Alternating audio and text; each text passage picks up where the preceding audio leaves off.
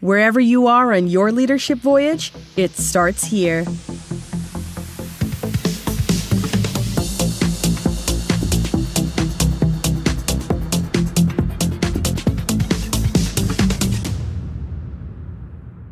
All right, everybody, welcome back to another episode of Leadership Voyage, the podcast dedicated to your pursuit of becoming a great leader. My name is Jason Wick, your host. If you want to reach me, go ahead and email me, startyourvoyage@gmail.com, or you can text me. There's a link directly at the top of the episode notes that should say text Jason at Leadership Voyage. Feel free to give me your thoughts on the show, ideas for episodes, anything at all that you're facing. I'd love to hear about it. Today we have a really fun episode. It's the first guest of season 4, Sonia Bertek, who is someone that I have known for 11 years. She and I worked together in my last role, and she and I actually work together now as we have been starting our business of our own, which has been really fun and challenging. But Sonia is an excellent leader, has previously served on executive teams, led marketing, sales, support, a lot of the customer-facing roles in organizations. And what I find interesting about this conversation is how important it is. We talk about imposter syndrome in this episode. And we kick things off about really defining imposter syndrome because what we learned through some research for this show was that some people don't know what imposter syndrome is, and that's okay, and that's good. That's why we're talking about these things. But once we level set about the topic, then there are a lot of really interesting, actionable things that people who face imposter syndrome can do to try to make their circumstances a little bit easier and more manageable. Some tactics to go ahead and try. So I encourage you to sit through this one. It's a good conversation with Sonia Bertek here on Leadership Voyage.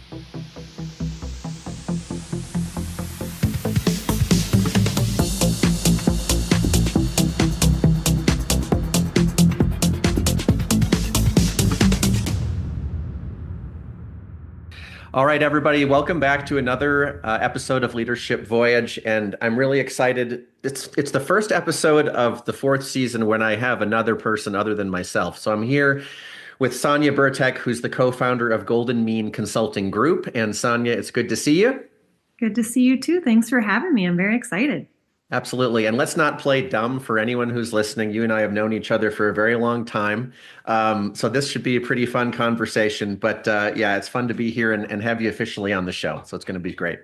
Absolutely. Yeah. Everyone will get a glimpse into our conversations that we have constantly. Exactly. At least where the microphones we're not aware of are recording, but not that we're intentionally aware of it. Yeah. And we're going to jump pretty much into it today because it's a topic that I will say when we were preparing for this imposter syndrome topic, I think some information that I personally learned about what others might think about imposter syndrome has kind of broken this whole thing open for me personally. So I am actually genuinely excited to talk about it. But we asked LinkedIn people about imposter syndrome, right? And we said, how often does feeling like an imposter kind of inhibit your willingness to speak up in meetings? Mm-hmm. And when we asked a bunch of people this on LinkedIn, over 1,000 people responded to the survey, and it was 56% of people who said that at least on a weekly basis are kind of hesitant to speak up in the business setting because of imposter syndrome. And that's a really telling stat. And we're going to get into all of this. But what I have to say, the thing that's the most interesting about this survey is the people who commented.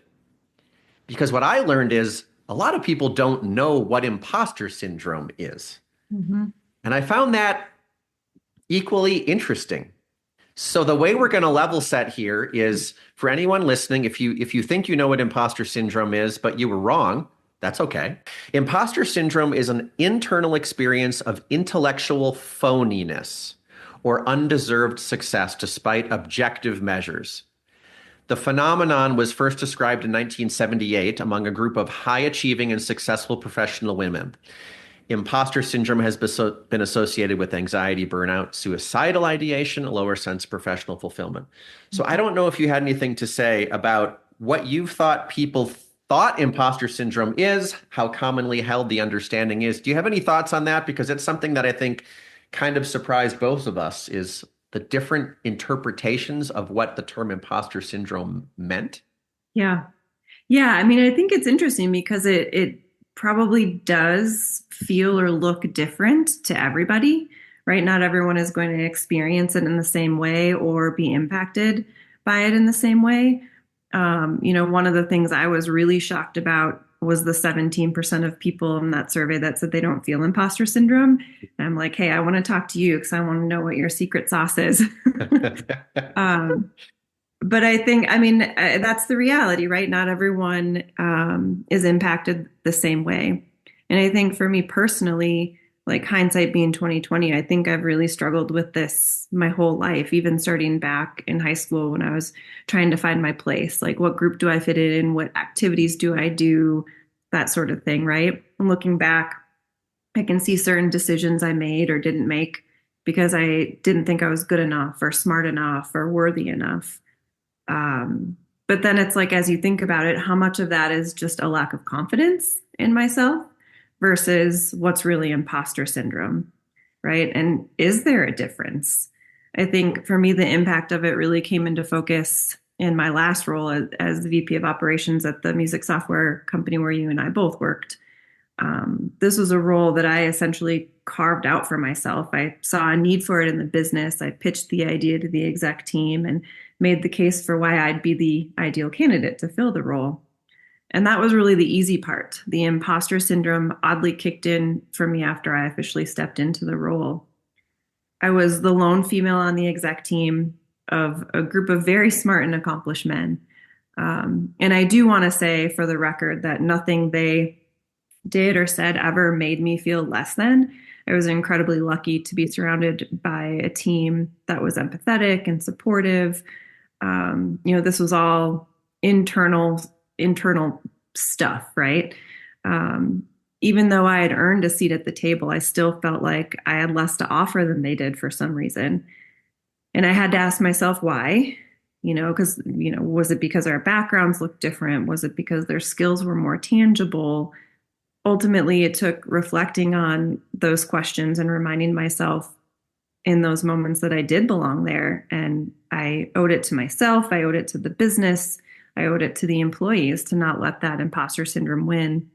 I was at the table because of my passion for creating connections and great places to work. And ultimately, it came down to like, if I wasn't going to do the work, who was, right? And that was sort of the trigger for me. Thank you for kind of describing a little bit of your own personal relationship with imposter syndrome, and even recently. And I think, and I've firsthand, of course, had the advantage and the fortune of seeing your work as we are colleagues and have been colleagues for ages.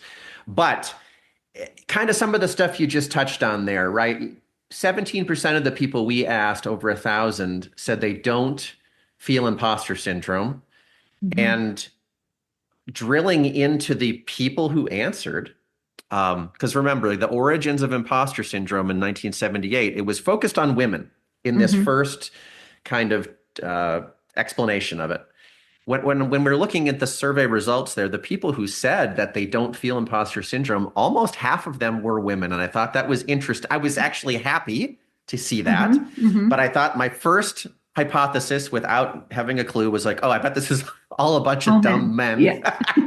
Which I can say as a dumb man. But I think you talking about your journey, you're touching on something really interesting in the early years, right? You're saying, I don't know where the difference is between confidence or lack thereof and imposter syndrome. And I think that's something we really should focus in on here. Everybody has times where they don't feel confident.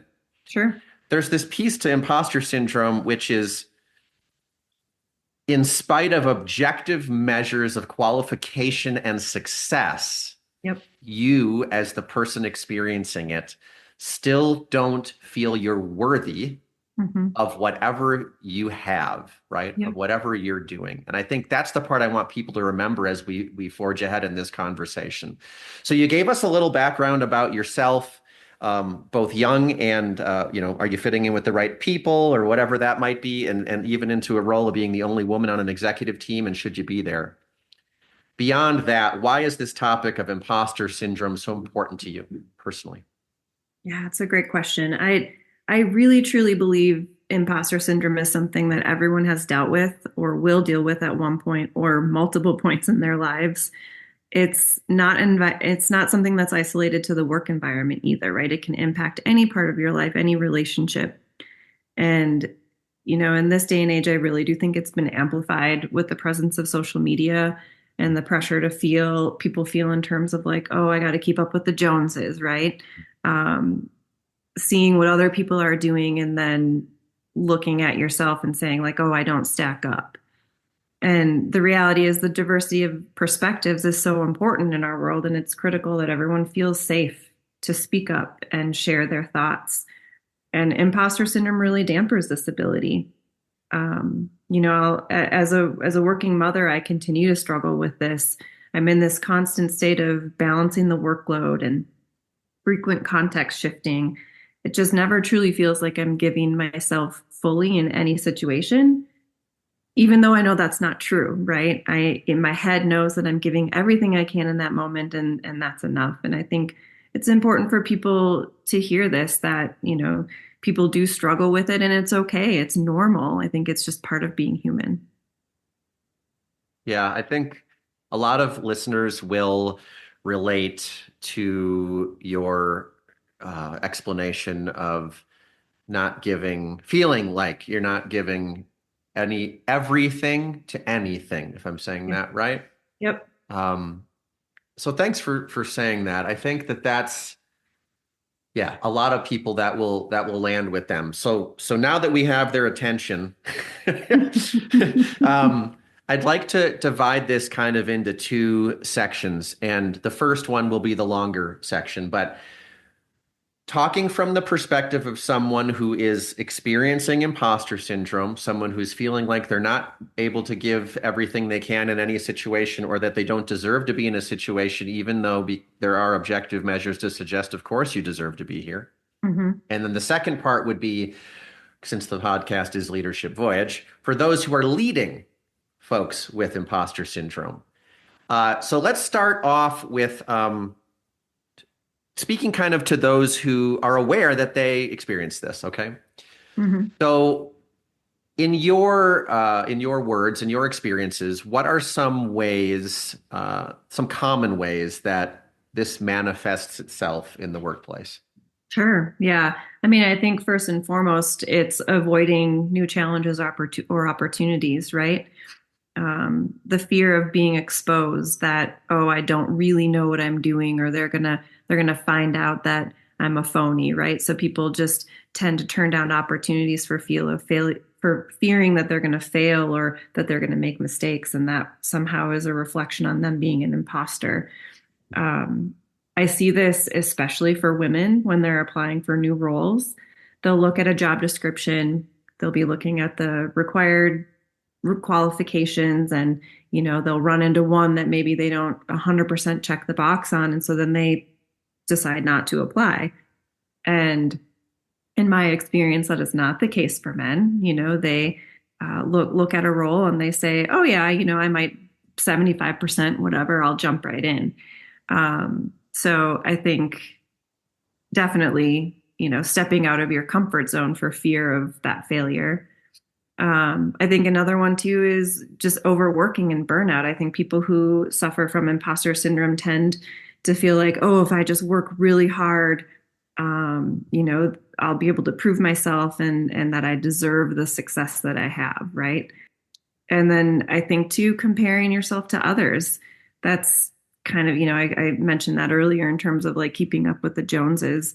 It's like we live in a world where stuff is constantly in our face, right? In terms of, what this family's doing, what that person did at work, just people, and it's great that people are sharing their lives, but comparing yourself to others is not I don't think it's a healthy practice, right? So I think those are three ways that I've seen that manifest itself. Yeah, those are good. Thank you. So kind of shying away from new opportunities, you shared the example of women being less likely to just apply for a position if they're not 100% exactly meeting every qualification that's laid out there. Mm. Burnout in a way that if I work harder, maybe I'll deserve to be here in Yeah. Yeah. essence, right? Yep. Yep. And then lastly, comparing yourself to others. And I think that's an interesting one.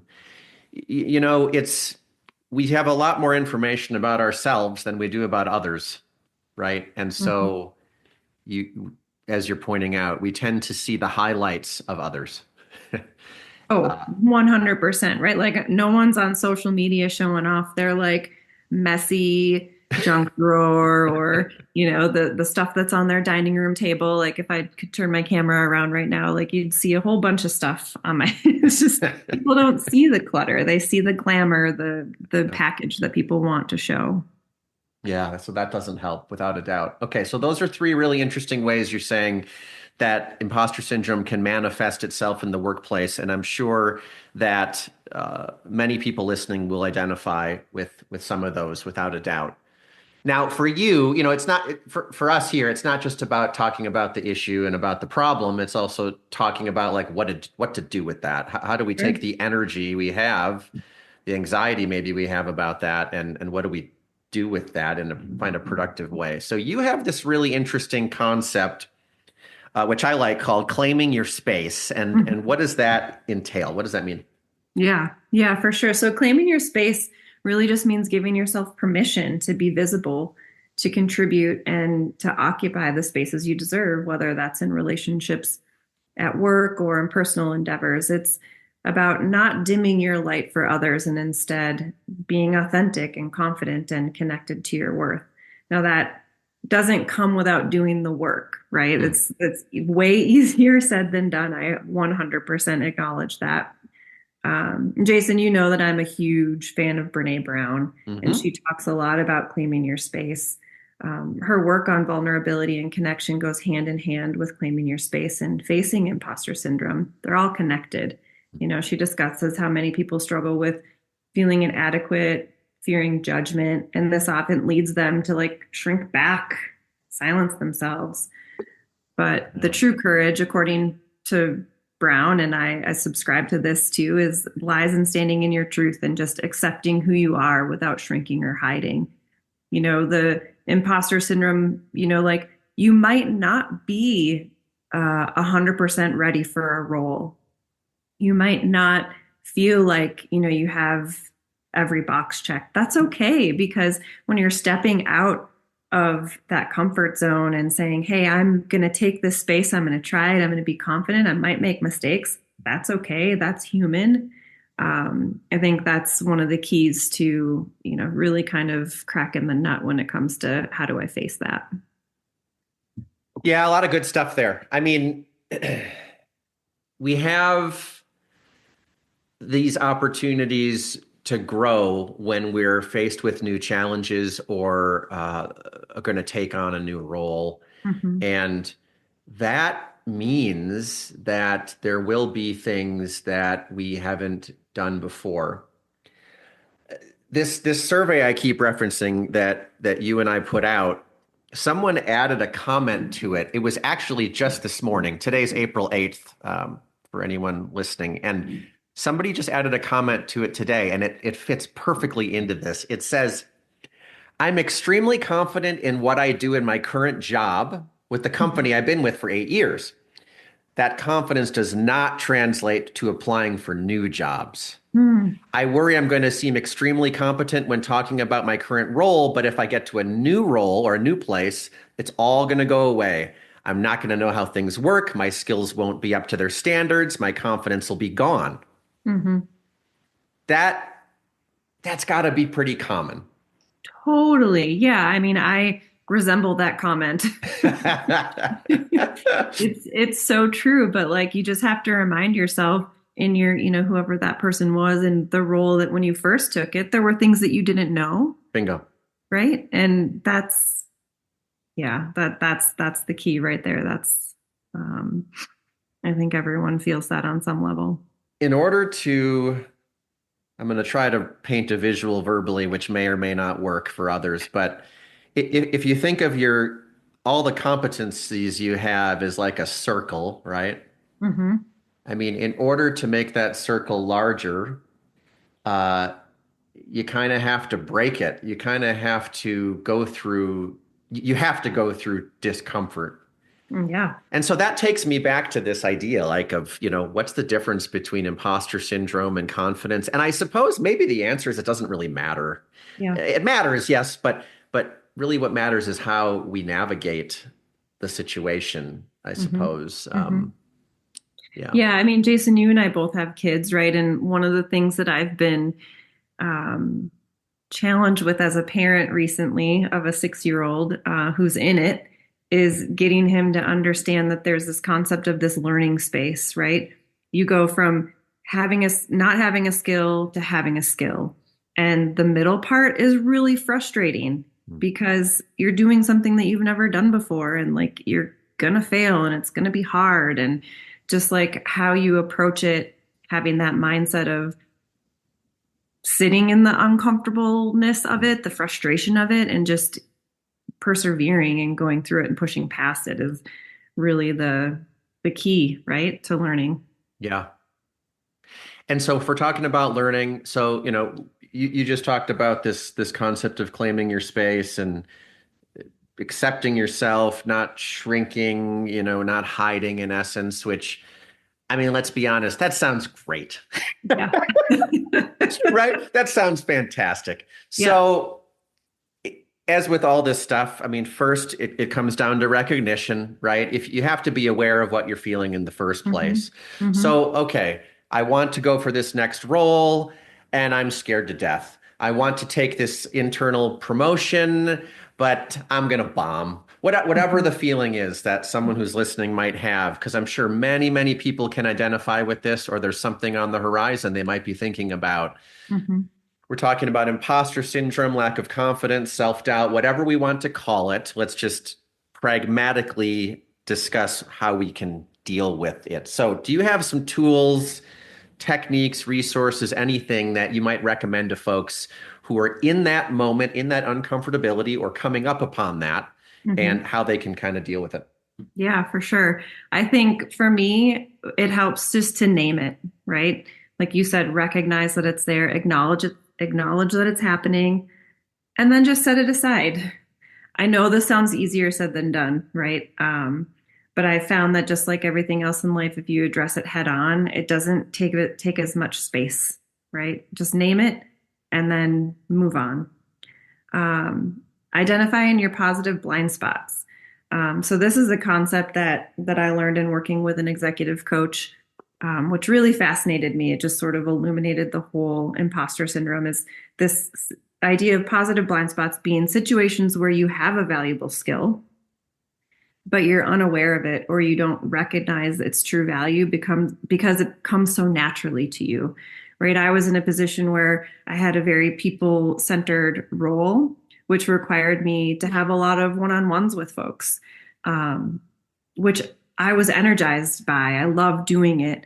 My colleagues looked at me and said, I don't know how you do that. One-on-ones are so draining, right? But I didn't think that it was super valuable because I enjoyed doing it. It was something that came super naturally. So I think, thinking about where your positive blind spots are and really leaning into those is really helpful. And I know this sounds really silly, but visual reminders. I've relied on Post-it notes, no lie, putting on my mirror or the dashboard of my car that says you're amazing or you got this. Hey, you're pulling a Stuart Smalley? Huh? A Stuart Smalley? Totally, yes. Yes. For the younger listeners, who is Stuart Smalley? Al Franken played the character on SNL, right? I'm good enough, I'm smart enough, and gosh darn it, people like me. There you go. There's a reason why that resonated with so many folks in the day. I love that. Yeah, so name it, positive blind spots, and visual reminders. 3 really interesting tools. Okay, so let's step through this for a second. Okay, So somebody's in their role. Say maybe they just started and they're just not feeling it, right? Mhm. They are feeling really bad about being here. I'm not qualified. I'm not going to be good at this, and so on. So the first thing you're saying is to name how they're feeling, Yeah. right? So how should they do that? Tangibly, how do you do that? I think in that moment it would be everyone's going to find out I'm a phony. And what's the worst thing that can happen, Huh. right? Think about the worst thing that could happen, name it, and set it aside. Yeah, okay. That's good. Oh gosh, that's good. Okay. I mean, I think so many times when imposter syndrome comes up, we get in our own way. Like we spin up this story of how it's all going to play out, right?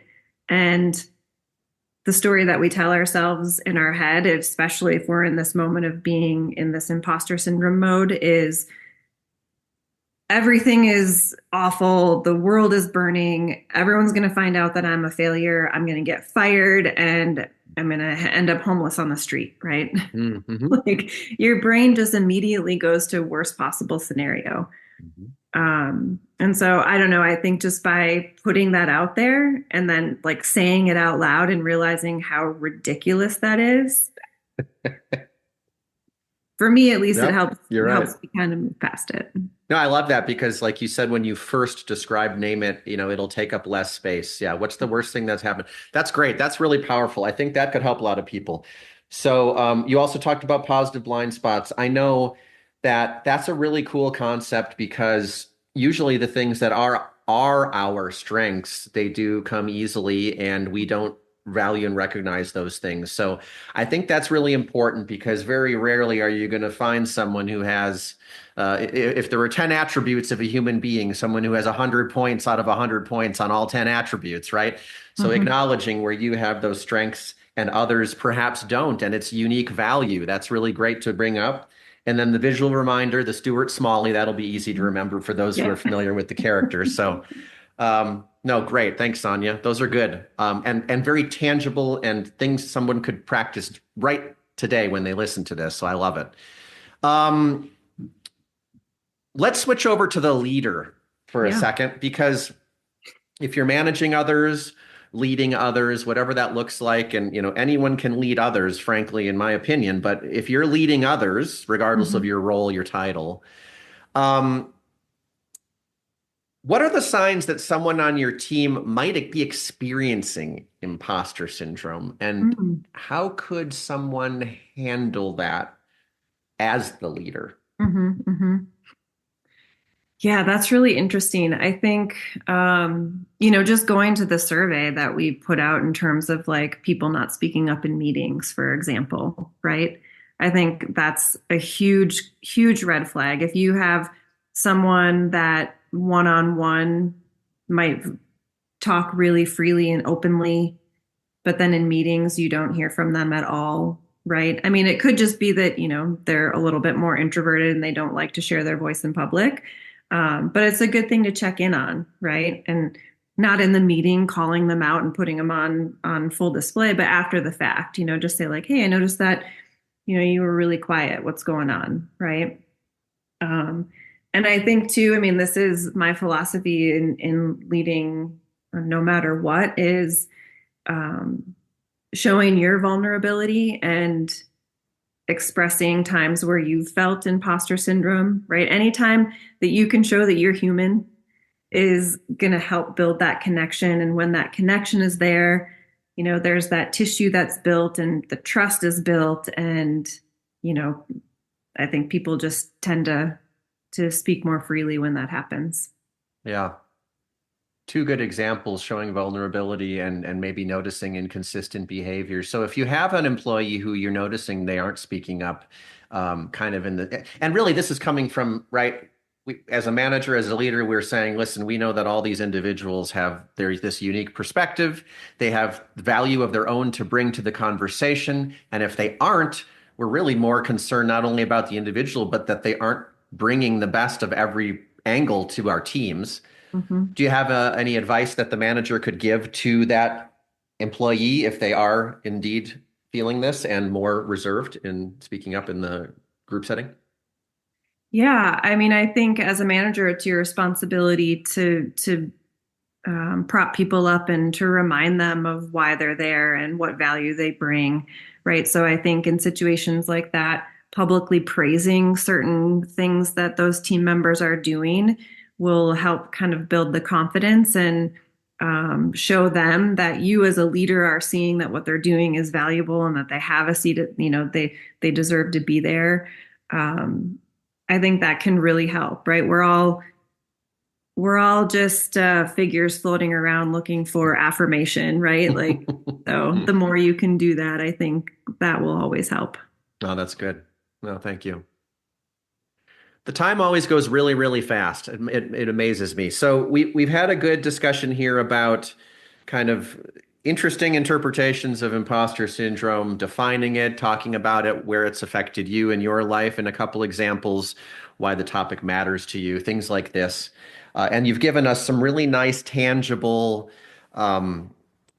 examples of where it might show up, how you can deal with it, claiming your space, and other things like that. So I think there's a ton of valuable information that people can write down and experiment with. So thank you for all of that, Sonia.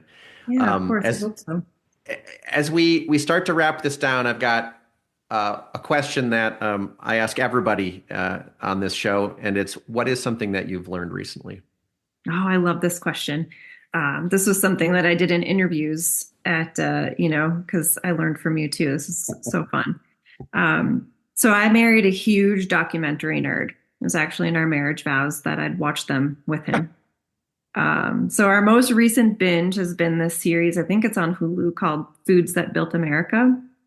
And it highlights example after example of how competition in a market drives growth. And which you're like, duh, right? But the one I really loved was this example of Kellogg versus Post, the cereal companies. So it all started at the Battle Creek Sanitarium, which was a world-renowned, basically health resort in Michigan back in like the late 1800s. It was managed by this guy, Dr. John Harvey Kellogg. And it grew from like kind of being a small institute to this really holistic wellness destination that actually attracted really prominent figures like Thomas Edison and Henry Ford, Amelia Earhart. Well, anyways, Dr. Kellogg had a brother, W.K. Kellogg, who worked there too. And he had this idea to actually like commercially promote the cereal that they were serving at the center. Originally, his brother said, no, that's like totally going to degrade the brand. People aren't going to come to the sanitarium, blah, blah, blah. Turns out that there was a guy working there also called C.W. Post, and he overheard this idea and he thought, oh, that's brilliant. So he left, started his own version, created the Post Company. In 1895, it debuted the first cereal, Grape Nuts, in 1897. Oh my goodness. And then, after the fact, Kellogg was then officially formed, and with its key product at the time, toasted cornflakes. And it's interesting because, like, to me, if, the brother said no, if Post hadn't gone out and shown that it was possible, maybe Kellogg wouldn't have pursued it and kind of not listened to his brother. And now Kellogg has like the higher stake of market in the cereal market. They kind of go back and forth, but Kellogg's always kind of on top. So I don't know. I just thought it was an interesting story. It was like, some corporate espionage and, all about cereal. All about cereal. I love that. That it was a great series. We've learned so much. I recommend people checking it out. It's really cool. Interesting. What was the name again? Foods That Built America. Foods That Built America. Yeah. Mm-hmm. Who knows if there hadn't been the cereal wars of the late 1800s, maybe we'd be eating those little packets that the Jetsons were eating for breakfast or something. I don't know. Well, that's a cool story. Thanks. And the documentary piece in your wedding vows, that's a new one I've never heard. So that's pretty cool. Like It that was one. pretty important for him to know that I was going to be by his side There you watching. go. There you go. Well, Sonia Bertek, it has been my pleasure to have the conversation. It's good to hang out with you in a different context today. And yeah, thanks again. Really nice to talk to you. Thank you for having me. It's been fun.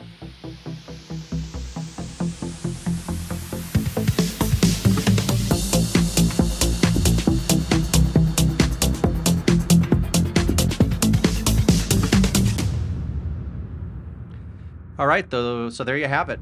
Sonia Bertek on Leadership Voyage talking about imposter syndrome.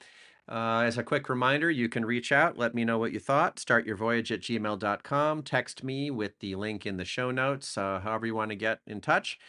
Yeah, it's an important topic.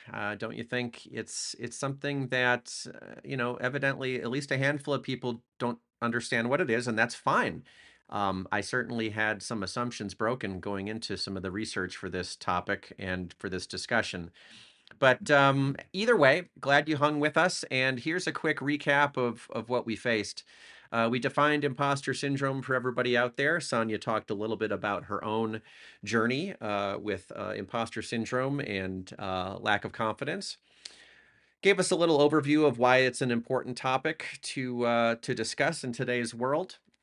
Then we had two sections for those who are experiencing imposter syndrome, and then also for those who are leading others with imposter syndrome. For those who are experiencing it, some of the common ways that it shows up in the workplace is saying no to new opportunities, burning out, and comparing yourselves to others. This topic of claiming your space, which basically means accepting who you are and not shrinking into yourself or hiding.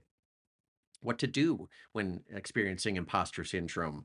Name it, be aware and embrace your positive blind spots, and put visual reminders in place.